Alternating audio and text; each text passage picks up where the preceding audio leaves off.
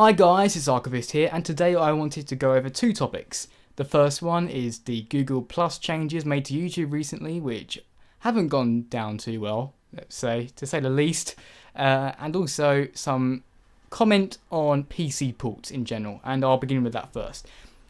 After playing Call of Duty Ghosts for going on a week now, the game is not well optimized at all. I actually mentioned that the campaign has some issues, but the campaign is not the worst of it. In the multiplayer, the frame rate is constantly dropping in areas it really shouldn't be.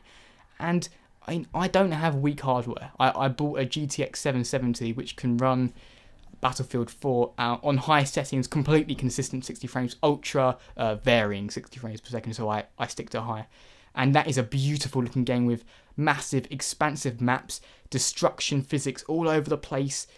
It's just a spectacle to behold, to be honest. And then you go to Call of Duty, small maps, not so well detailed textures, a fairly average game all in all.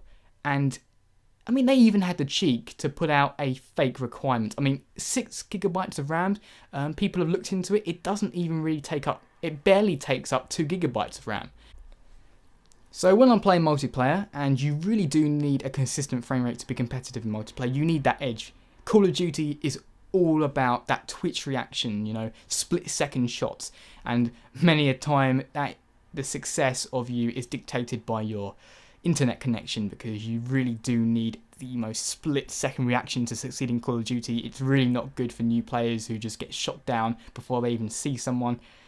And it's just embarrassing almost to see that Infinity Ward put out a game that wasn't finished. I mean, comment if you've come across a similar problem to me in this regard, but in the underwater section in the campaign, there are these weird white flashes that kind of cover up some of the terrain where it doesn't look like it was properly programmed, and it just looks like it looks worse than a beta. It's very buggy. The graphics do not look finished. I tried to avoid going off on a rant in my review because I tried to keep them as unbiased as I can. And I mean, I'm not being biased here, but after playing the game for going on a week, it just hasn't got any better for me. It's just noticeable. I play other games like Crysis 2, like Bioshock Infinite, beautiful, beautiful looking games that have been so well optimized, running at a crisp frame rate, and then you go to this, which it's just not finished. I mean, I don't know what they coded it with. I don't know if they got 1,000 monkeys working at 1,000 computers, seeing what the best code they could come up with was, and this is what they ended up with. I mean, to be honest, it wouldn't be a stretch to say that Black Ops 2 looked better on the PC. I'm going to go ahead and guess Black Ops 2 on the Xbox 360 won't look as good as Ghost does on the Xbox One, simply because of hardware differences. However, if you were playing Black Ops 2 on the same machine as you're going to play Ghost on, yeah, it does in some ways look worse. And a lot of people will say that graphics are not the main point of gaming.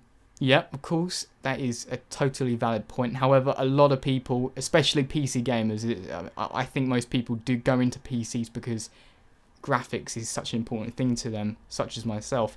Little things like this can bother you. In fact, this isn't even a little thing, this is a big thing. This is truly a big thing.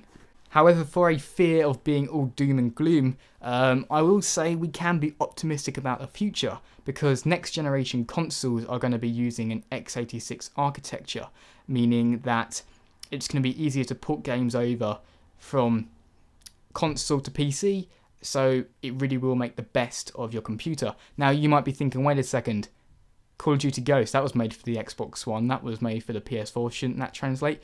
Well, I'm just going to go out and guess here that perhaps the current gen consoles maybe actually held it back. I mean, they've got to develop for the x86, and they've got to develop for the cell chip and whatever custom graphics card the Xbox 360 is using. Perhaps that's what hindered it. But once they become less of a priority, once more of the market moves towards these next gen consoles, because they're not going to immediately take off, it's going to be years before they're the most popular consoles overall, we'll start seeing that shift, and it should be excellent for us PC gamers.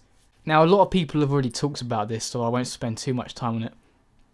But many of you Most likely all of you have noticed the changes made to the comments section, where you now have to link your account to a Google Plus account if you want to comment. Now, some of the changes made, I can see where they were trying to improve things on. Others are just botched. And well, basically the whole concept of actually having to link your YouTube account to a Google Plus account is just flat out annoying. They've been trying to shove it down our necks for months now, with constant pop-ups saying, do you want to link it to your Google Plus account so you can use your real name? Because I always wanted to use my real name on YouTube. Yeah, that was my dream. It just seems that Google don't seem to appreciate how people value their anonymity on the internet. I mean, it emboldens you, you know. Sometimes for the worse, it makes some people troll like they're going to give out death threats.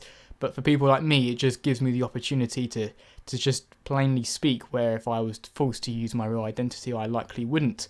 And what I'm basically hoping is that they just decide to go back to the old system. There have been multiple petitions I've seen and signed that are asking for Google to revert the comment section back to its old ways, and I'm sure a lot of people watching are hoping they do that. But then again, Google likely didn't do this in the interest of helping out their users, simply more so they can connect all their different systems together so they can more easily track you, get more information on you, so they can effectively target ads at you as a person.